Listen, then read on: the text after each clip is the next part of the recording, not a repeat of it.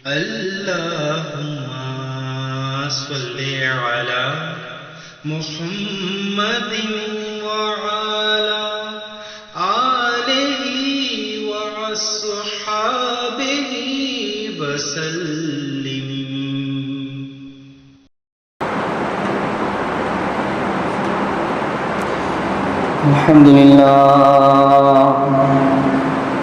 الحمد لله نحمده ونستعينه ونستغفره ونؤمن به ونتوكل عليه ونعوذ بالله من شرور أنفسنا ومن سيئات أعمالنا. من يهده الله فلا مضل له ومن يضلله فلا هادي له. ونشهد أن لا إله إلا الله وحده لا شريك له.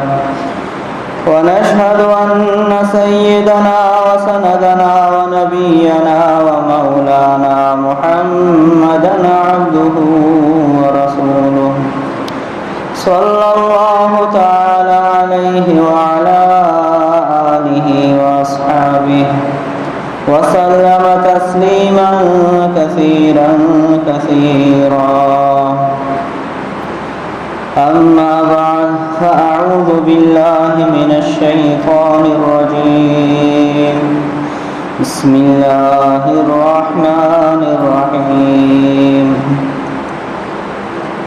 يا أيها الناس إن وعد الله حق فلا تغرنكم الحياة الدنيا ولا يغرنكم بالله الغرور. وعن عبد الله عمرو رضي الله تعالى عنهما قال رسول الله صلى الله عليه وسلم قد أفلح من أسلم ورزق كفافا وقنعه الله بما آتاه أو كما قال عليه السلام.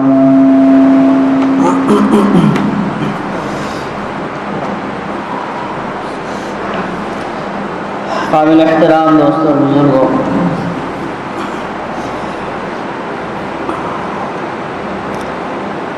یہ دنیا کی زندگی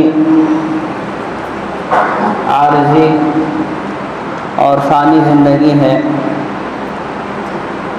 اصل زندگی آخرت کی ہے. دنیا میں جو بھی آیا ہے فنا ہونے کے واسطے آیا ہے. مات الناس حتی الانبیاء، لوگ دنیا سے چلے گئے یہاں تک کہ حضرات انبیاء علیہ السلام بھی دنیا سے چلے گئے. اگر کسی کے لیے ہمیشگی مقدر ہوتی تو سب سے زیادہ لائق اور حقدار حضرت محمد مصطفیٰ صلی اللہ علیہ وآلہ وسلم بعد از خدا بزرگ توئی کے مختصر. لیکن مات الناس حتی الانبیاء، لوگ دنیا سے چلے گئے یہاں تک کہ حضرات انبیاء علیہ السلام بھی دنیا سے چلے گئے، یہاں تک کہ آقا نامدار حضرت محمد مصطفیٰ صلی اللہ علیہ وآلہ وسلم بھی دنیا سے چلے گئے. انک میت و انہم میتون، اللہ نے اس حقیقت کو قرآن کریم میں بیان کیا کہ اے نبی جی آپ نے بھی جانا ہے اور انہوں نے بھی مرنا ہے. آپ نے بھی دنیا کو چھوڑنا ہے، یہ لوگ بھی دنیا سے چلے جائیں گے. تو اصل آخرت ہے دنیا کی زندگی، یہ عارضی اور فانی ہے. ما هذه الحیات الدنیا الا لهو ولعب وان دار الاخرة لهي الحیوان لو كانوا يعلمون. اللہ تعالیٰ فرماتے ہیں کہ یہ دنیا کی زندگی جو ہے یہ کھیل تماشا ہے، کھیل تماشا. یہ کھیل ہم بھی اپنی آنکھوں سے دیکھ رہے ہیں، لیکن کھیل چیز ہی ایسی ہے جو انسان کو غفلت میں ڈال دیتا ہے۔ تو اللہ تعالیٰ نے فرمایا کہ عقل مند آدمی وہ ہے جو اس دنیا کے کھیل تماشے میں ایسا مشغول نہ ہو کہ وہ غافل ہو جائے۔ وجہ کیا ہے؟ وَإِنَّ دَارَ الْآخِرَةَ لَهِيَ الْحَيَوَانُ، اصل زندگی آخرت کی ہے۔ لَوْ كَانُوا يَعْلَمُونَ، کاش ان کو یہ بات سمجھ میں آ جائے، یعنی ابھی سمجھ میں آ جائے۔ مرنے کے بعد تو یہ بات سمجھ میں آئے گی، اور مرنے کے بعد سارے ہی پھر مسلمان ہوں گے، سارے ہی فرما بردار ہوں گے، سارے ہی اللہ تعالیٰ کے سامنے جھکے ہوئے ہوں گے، لیکن اس وقت کا جھکنا، اس وقت کی فرما برداری اور مرنے کے بعد کی اطاعت وہ کسی کام کی نہیں۔ تو یہ دنیا کی محبت، حدیث پاک میں آتا ہے رأس کل خطیئہ، ہر برائی کی جڑ ہے۔ یہ ایک روحانی بیماری ہے، ایک باطنی بیماری ہے، جس کی وجہ سے تمام برائیاں جنم لیتی ہیں۔ تو حضور علیہ الصلوۃ والسلام نے مجھ سے یہ فرمایا کہ حب الدنیا رأس کل خطیئہ، ہر برائی کی جڑ، تمام گناہوں کی بنیاد دنیا کی محبت ہے۔ اب دنیا میں جب اللہ نے ہمیں پیدا کیا ہے تو دنیا میں رہنے کی وجہ سے دنیا داری بھی ہم نے کرنی ہے۔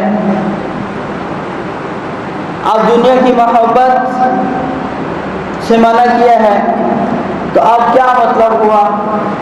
دنیا داری کو بجا لانا، دنیا داری کے تقاضے کو پورا کرنا، صلہ رحمی کا حکم خود شریعت میں ہے، پڑوسیوں کے ساتھ احسان و سلوک کا حکم ہے، ماں باپ کے ساتھ حسن سلوک، اور بیوی اور بچوں کے ساتھ صحیح رہنا، دوستوں کے ساتھ صحیح زندگی گزارنا۔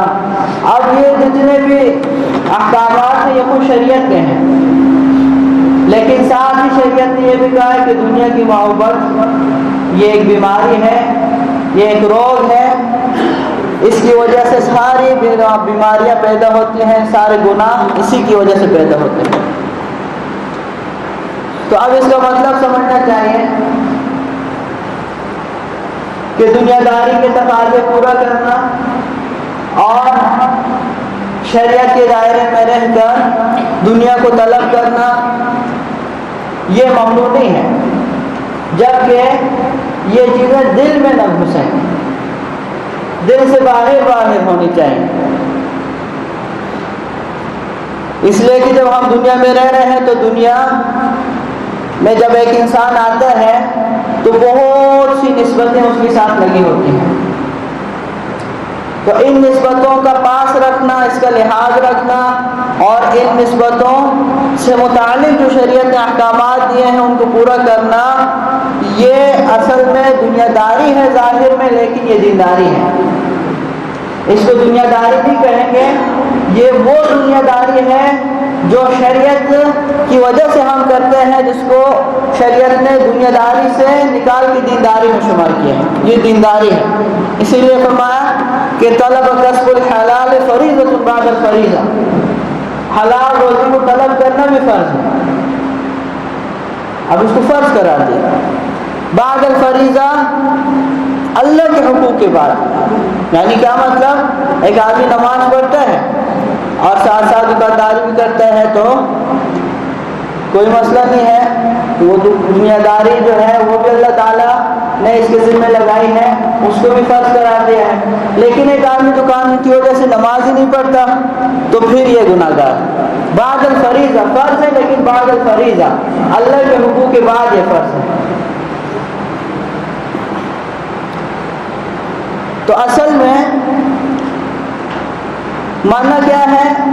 دنیا کی محبت کو غالب کرنا، اللہ تعالیٰ کی محبت کو مغلوب کرنا، اللہ کے حبیب صلی اللہ علیہ وسلم کی محبت کو مغلوب کرنا، دین کی اہمیت کو ختم کر دینا دل سے، دین کی عظمت کو ختم کر دینا اور دنیا کی چیزوں کی عظمت دل میں بٹھا دینا، دنیا کی قدر و قیمت دل میں ہے اور دین کی کوئی قدر و قیمت دل میں نہیں ہے، یہ بات ممنوع ہے۔ اس کی وجہ سے ساری برائیاں جنم لیتی ہیں، اس لیے کہ جب دنیا کی محبت دل پر غالب ہے تو اب وہ دنیا کے لیے سب کچھ کرے۔ اب دیکھو کیا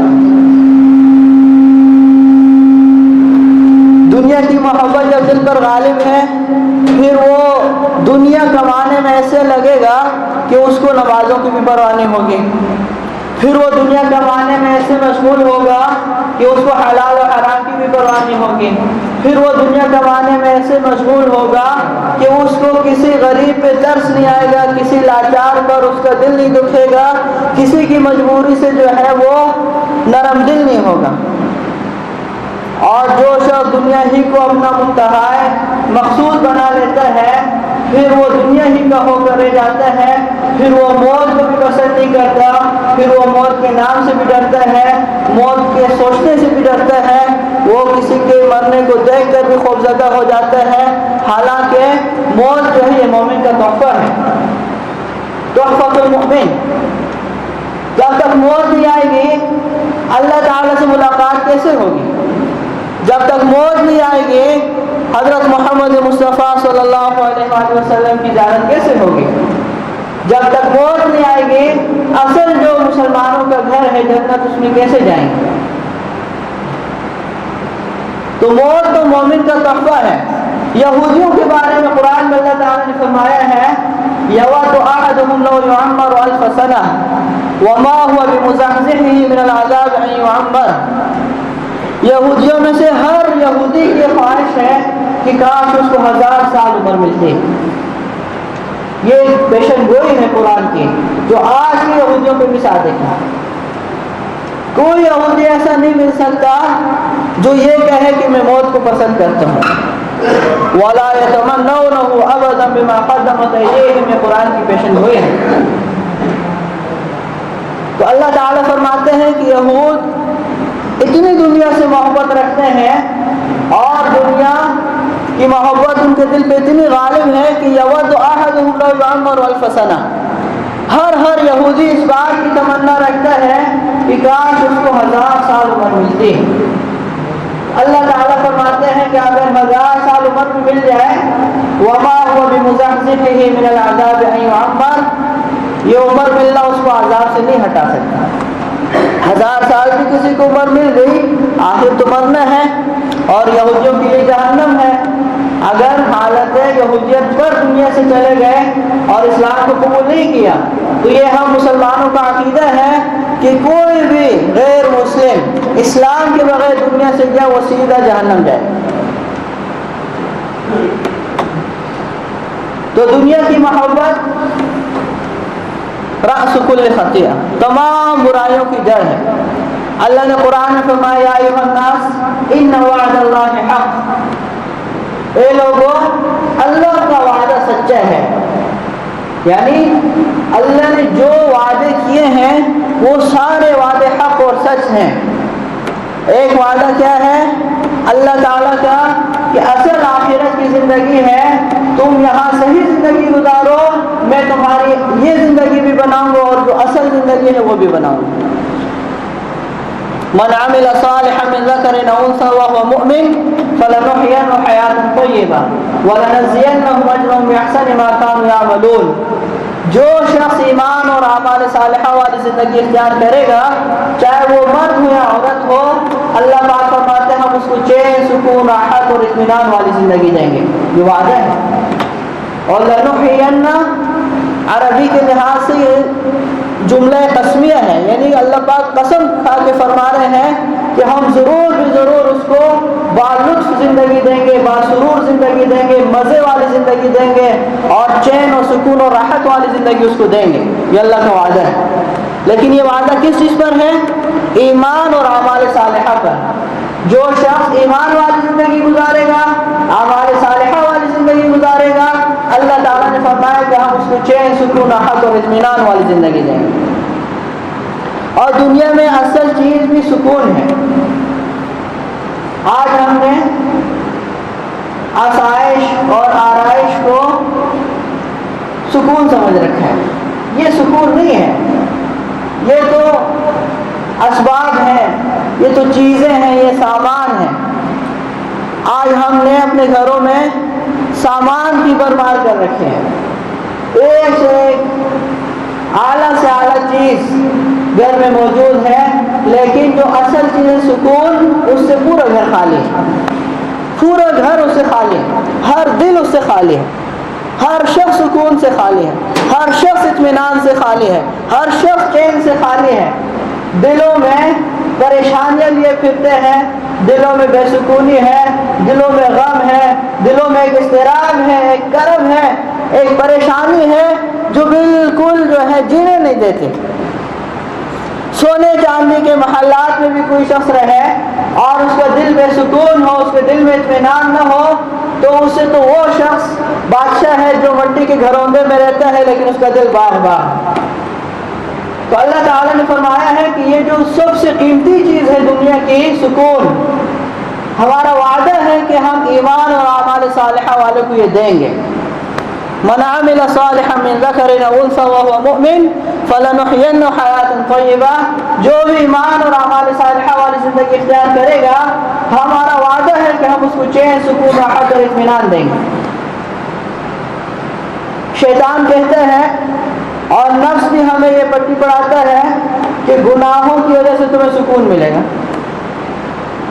گناہوں میں کوئی سکون نہیں، گناہ کی وجہ سے مسلمان کی روح تڑپتی ہے، اور اصل چیز روح ہے۔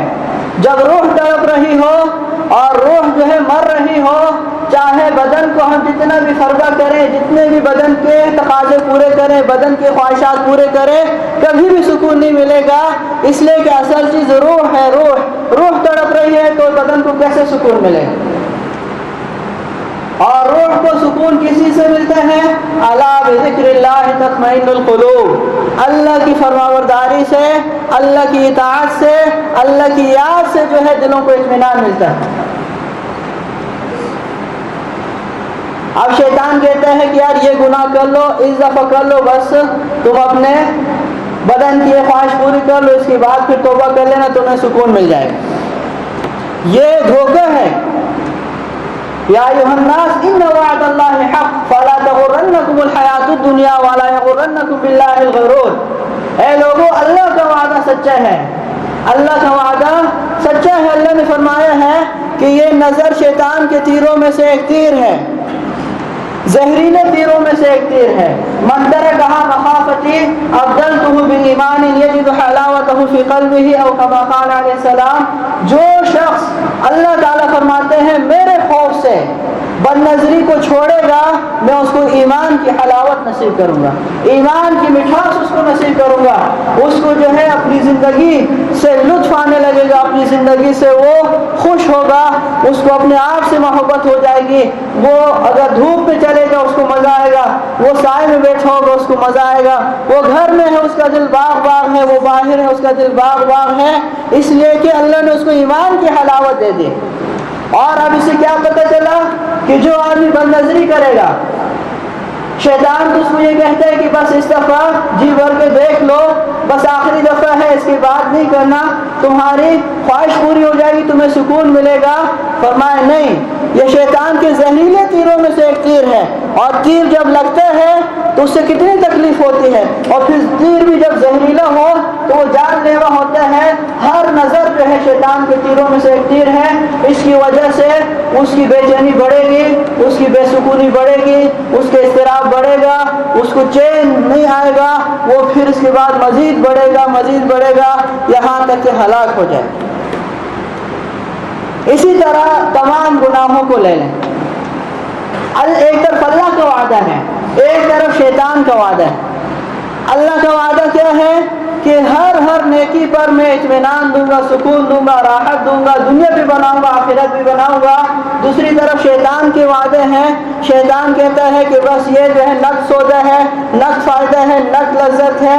تو اللہ تعالیٰ فرماتے ہیں یا ایھا الناس ان وعد اللہ حق، ابھی یقین کر لو کہ اللہ کا وعدہ سچا ہے.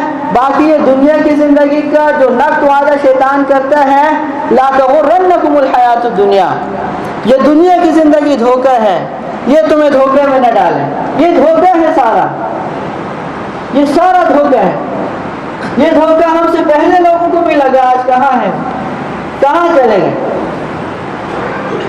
ہم سے پہلے دنیا میں لوگوں نے زندگی گزاری ہے, گزار کے چلے گئے ہیں.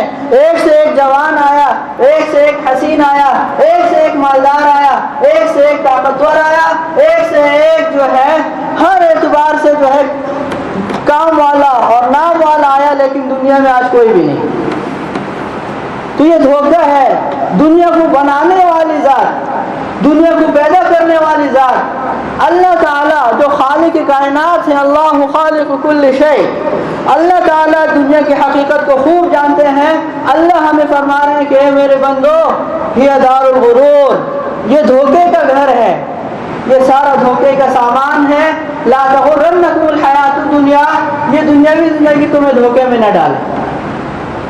وَلَا يَغُرَّنَّكُمْ بِاللَّهِ الْغَرُورُ, اور یہ جو دھوکے باز ہے, یہ شیطان, یہ تمہیں دھوکے میں نہ ڈالے.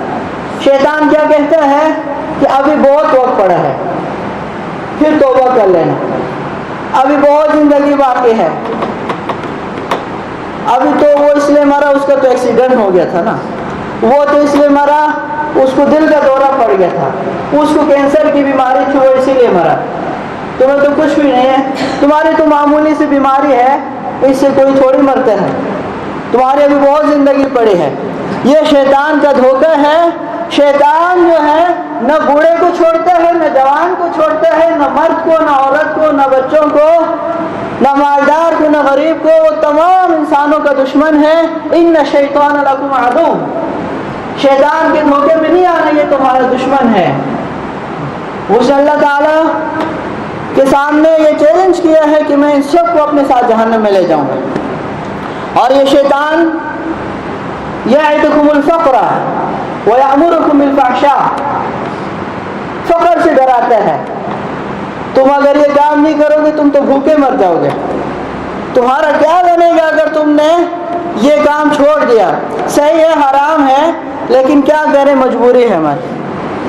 کیا کریں, ہمارے چھوٹے چھوٹے بچے ہیں, انڈا کھا کے تو ہم گزارا کر لیں گے, لیکن انڈا کھا کے کوئی زندگی ہے کہ آدمی سے پنڈے پہ دیے. ایک شخص مجھے کہہ رہا ہے یار میں کیا کروں مفتی صاحب, صحیح ہے حلال سے میں پل سکتا ہوں, لیکن صرف انڈا ہی کھاؤں گا. پھر میں نے کہا حاجی صاحب صرف انڈا کھا کے آپ گزارا کر لیں اور دنیا سے اسی طرح حلال کھا کھا کے آپ چلے جائیں, اس کے بعد جو اللہ تعالیٰ دیں گے اس کی کوئی حد انتہا نہیں ہے.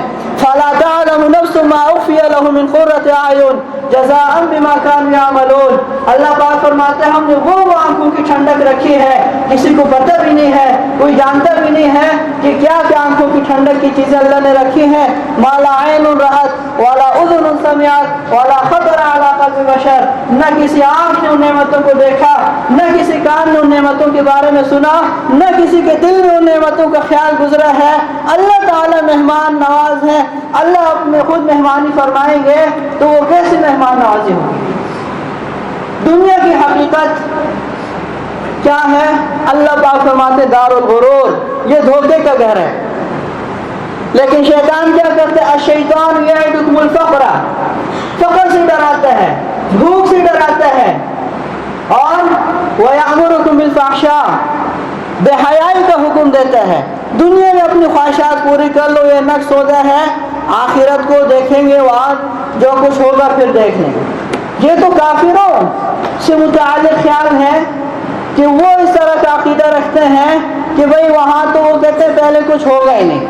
وَلَئِن رُدِدتُّ إِلَىٰ رَبِّي لَأَجِدَنَّ خَيْرًا مِنْهَا مُنْقَلَبًا, اگر بالفعل میں چلا بھی گیا اور آخرت قائم بھی ہو گئی, قیامت قائم بھی ہو گئی, تو وہاں بھی میرے مزے ہوں گے, اس لیے کہ میں دنیا میں مزے اڑا رہا ہوں. یہ کافر کا عقیدہ قرآن میں بیان کیا ہے کہ اس کا آخرت پر یقین نہیں ہے, وہ دنیا ہی میں اپنے مزے لوٹنا چاہتا ہے, دنیا میں ہی سب کچھ حاصل کرنا چاہتا ہے, دنیا ہی کو سب کچھ سمجھتا ہے, اور وہ ایک احتمال کے درجے میں یہ سمجھتا ہے کہ اگر میں چلا بھی گیا اور قیامت قائم بھی ہو گئی تو وہاں بھی میرے مزے ہی ہوں گے. اللہ پاک فرماتے ہیں کہ نہیں، ایسا نہیں ہوگا. ہمارے ہاں ہر چیز کا ایک قانون ہے، ہر چیز کے لیے قاعدہ ہے. اللہ تعالیٰ انصاف والی ذات ہے. اللہ نے ایک جگہ فرمایا ہے، کیا یہ لوگ سمجھتے ہیں کہ ایمان والے اور کافر، نیک اعمال والے اور برے، کیا یہ برابر ہو سکتے ہیں؟ سواء محیاہم و مماتہم، کیا ان کا جینا مرنا برابر ہو سکتا ہے؟ فرمایا ساء ما یحکمون، بہت برا فیصلہ کرتے ہیں جو اس طرح سمجھتے ہیں. یہ ہو ہی نہیں سکتا. ایک آدمی بے نمازی ہے، ایک آدمی نماز پڑھتا ہے، ایک آدمی 5 وقت دن میں اللہ کو ناراض کرتا ہے، اللہ کی منادی کی آواز کو ٹھکراتا ہے اور اللہ کی منادی کی آواز پر لبیک نہیں کہتا، اور دوسرا شخص 5 وقت اللہ تعالیٰ کی منادی کی آواز پر لبیک کہتے ہوئے مسجد جاتا ہے. ان دونوں کی زندگی برابر ہے؟ ظاہر میں اگرچہ برابر ہو، اللہ پاک فرماتے ہیں ان کی زندگی برابر نہیں ہے. سواء محیاہم و مماتہم ساء ما یحکمون. جو لوگ اس طرح فیصلہ کرتے ہیں ان کو کیا پتہ ہے کہ اس کے دل میں کیا ہے، اس کے دل میں کیا ہے. اس کا دل باغ ہے، اس کا دل جنت ہے، اس کا دل جہنم ہے. کیسے یہ برابر ہو سکتے ہیں؟ ایک معمولی کسی دنیا دار کو ناراض کرنے کی وجہ سے کوئی شخص اطمینان سے نہیں رہ سکتا. کسی بدمعاش کو ناراض کر کے کوئی شخص اطمینان سے نہیں رہ سکتا. کسی بڑے کو ناراض کر کے، دنیا کے عہدیدار کو، اپنے افسر کو ناراض کر کے وہ سکون سے نہیں رہ سکتا. اللہ تعالیٰ کی ذات کو ناراض کر کے، جو سارے کائنات کا خالق ہے، سب کچھ اس کے ہاتھ میں ہے، اسی کا حکم چلتا ہے، اس کے حکم ارادے کے بغیر ایک ذرہ اپنی جگہ سے حرکت نہیں کر سکتا. اس کو ناراض کر کے لوگ سمجھتے ہیں ہم سکون حاصل کر لیں گے، ہم مزے اڑا رہے ہیں. یہ ان کو دھوکہ لگا ہوا ہے. انہوں نے سکون کا مطلب ہی نہیں سمجھا ہے، انہوں نے آسائش کا مطلب ہی نہیں سمجھا ہے. اطمینان کو یہ لوگ جانتے ہی نہیں ہیں. ان میں اور اہل مغرب میں کوئی فرق نہیں رہا. اہل مغرب کی ترقی دنیا کی کر کے سمجھے ہیں کہ ہم جنت پہ پہنچ گئے. جس طرح ان کو دھوکہ لگا، ان کو دھوکہ لگا. ایسا تو نہیں ہے. اللہ تعالیٰ کے وعدے ہیں ایمان اور اعمال صالحہ والوں کے ساتھ. اللہ فرماتے ہیں من یتق اللہ یجعل له مخرجا ویرزقه من حیث لا یحتسب ومن یتوکل علی اللہ فهو حسبہ ان اللہ بالغ امرہ قد جعل اللہ لکل شیء قدرا. جو تقوی والی زندگی اختیار کرے گا، ہر تنگی سے ہم اس کو نکالیں گے، ایسی طرح سے اس کو روزی دیں گے جس کا اس کو وہم و گمان بھی نہیں ہوگا. روزی صرف کھانے پینے کا نام نہیں ہے. تمام ضروریات زندگی، تمام دنیا کی آسائشیں، تمام دنیا کے آلات جو ضروری ہیں اس کے لیے زندگی گزارنے کے لیے اللہ اس کو دیں گے. کسی کا محتاج اللہ تعالیٰ اس کو نہیں کریں گے. وَلَوْ أَنَّ أَهْلَ الْقُرَىٰ آمَنُوا وَاتَّقَوْا لَفَتَحْنَا عَلَيْهِمْ بَرَكَاتٍ مِّنَ السَّمَاءِ وَالْأَرْضِ. آسمانوں اور زمین کی برکتوں کے دروازے ہم ان کے لیے کھول دیں، بشرطے کہ ایمان اور تقوی والی زندگی اختیار کریں. تو یہ دنیا کی زندگی ہر گناہ کی جڑ ہے. اس کی محبت، دنیا کی زندگی کی محبت ہر گناہ کی جڑ ہے. چونکہ دنیا کو سب کو سمجھا ہوا ہے، تو اس لیے دنیا کی زندگی کے لیے، دنیا کے آرام کے لیے، دنیا کی راحت کے لیے نمازیں بھی چھوڑ رہا ہے. دنیا کی وجہ سے جو ہے روزے بھی نہیں رکھ رہا. دنیا کی وجہ سے جو ہے زکوٰۃ بھی ادا نہیں کرتا، حج فرض حج بھی نہیں کرتا، بیوی کے حقوق ادا نہیں کرتا، بچوں کے حقوق ادا نہیں کرتا، لوگوں کے مالوں پہ ناجائز قبضہ کر رکھا ہے، غاصب بنا ہوا ہے، ان کا حق ادا نہیں کرتا. کیوں؟ اس لیے کہ دنیا پر ایمان. اگر دنیا کی محبت سے نکل جائے اور آخرت کے یقین آ جائے تو خود بخود انسان جو ہے وہ آخرت کی تیاری شروع کر دے. پھر اس کی نگاہ غلط نہیں اٹھے گی، پھر اس کے کان غلط استعمال نہیں ہوں گے، پھر اس کا دماغ غلط استعمال نہیں ہوگا، پھر ہاتھ پاؤں اس کے صحیح استعمال ہوں گے، پھر وہ کاروبار بھی حلال اور جائز کرے گا، پھر اس کی شادی اور غم میں جو ہے، اور کافروں کی شادی اور غم میں فرق ہوگا. اس لیے کہ وہ سمجھتے ہیں کہ یہ دنیا کی زندگی عارضی اور فانی ہے، اصل آخرت کی زندگی ہے. دنیا میں تو ہم مسلمان ہیں اور ایک پابندی والی زندگی گزارنے کے لیے آئے ہیں. ہمارے لیے دنیا میں اللہ تعالیٰ نے احکامات دیے ہیں، ہم کافر نہیں ہے، الحمدللہ مسلمان ہے، ہمیں اللہ تعالیٰ نے زندگی گزارنے کا ایک طریقہ بتلایا ہے، اور اسی طریقے کا نام جو ہے حدیث پاک میں آیا ہے الدنیا سجن المؤمن و جنت الکافر۔ مسلمان کے لیے دنیا قید خانہ ہے، کافر کی جنت ہے۔ مسلمان کے لیے قید خانہ ہے، کافر کے لیے جنت ہے۔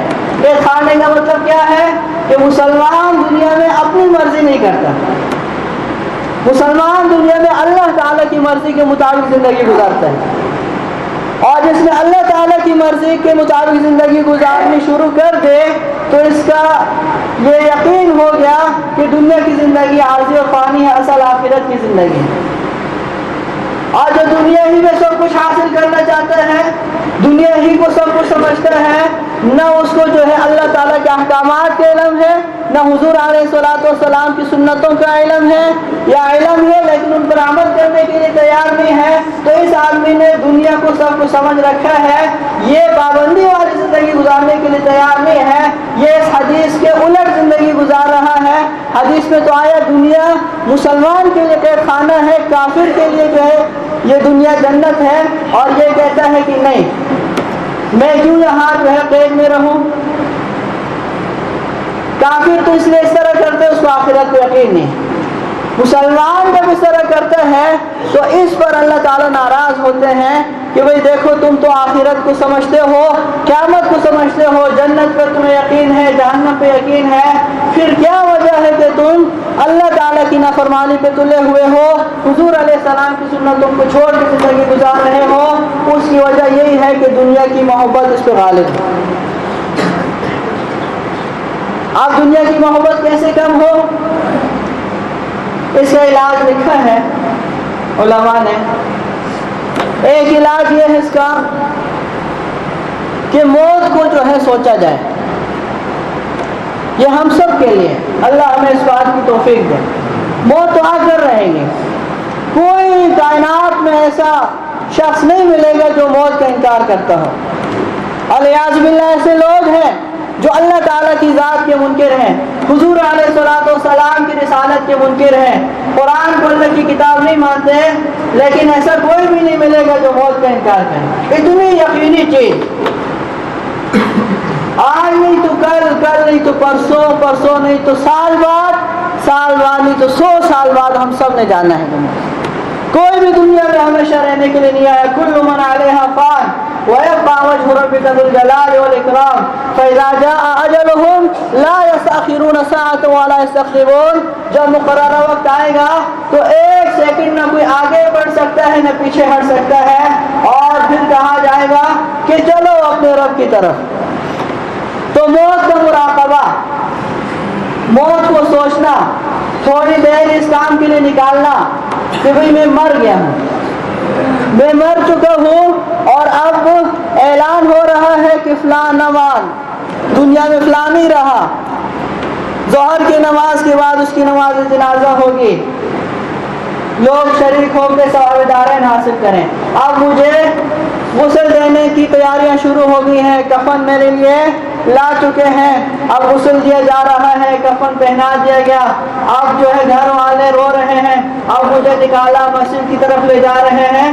ہر شخص اس کا مراقبہ کرے، اور یہ ہو کر رہے گا، کوئی سوچے نہ سوچے تو موت تو آئے گی نا۔ یہودیوں کے بارے میں قرآن میں اللہ نے فرمایا ہے کہ یہودی موت سے ڈرتے ہیں، اور کوئی یہودی یوں نہیں کہہ سکتا کہ میں موت کی خواہش رکھتا ہوں، موت کو پسند کرتا ہوں، اور ہر یہودی کی یہ تمنا ہے کہ کاش اس کو 1000 سال عمر ملے۔ یود احدہم لو یعمر 1000 سنہ، ہر یہودی کی یہ خواہش ہے کہ کاش اس کی 1000 سال عمر ہوتی۔ موت سے تو یہودی ڈرتے ہیں، مسلمان کے لیے تو موت تحفہ ہے، تحفۃ المؤمن۔ تو موت کا مراقبہ ضروری ہے، موت کو سوچنا ضروری ہے، اس سے دنیا کی محبت کم ہوتی ہے، دنیا کی محبت دل سے بالکل نکل جاتی ہے۔ اس لیے کہ جب اس نے سوچ لیا کہ میں مر گیا، دکان گئی، کاروبار گیا، ملازمت گئی، بیوی گئی، بچے گئے، گھر بار سب کچھ رہ گئے، اس لیے کہ مردہ اپنے ساتھ کیا لے جاتا ہے؟ کچھ بھی نہیں لے جاتا۔ تو موت کا مراقبہ یہ اکثیر ہے دنیا کی محبت کو ختم کرنے کے لیے، دل سے نکالنے کے لیے، اور گناہوں سے توبہ کرنے کے لیے اکثیر ہے۔ صبح جب پھر اس کی آنکھ کھلے تو سوچے کہ اللہ نے ایک دن اور دے دیا، بس آج ہی کا دن ہے، اس دن اللہ تعالیٰ کو راضی کرنا ہے، ورنہ رات کو پھر میں گیا۔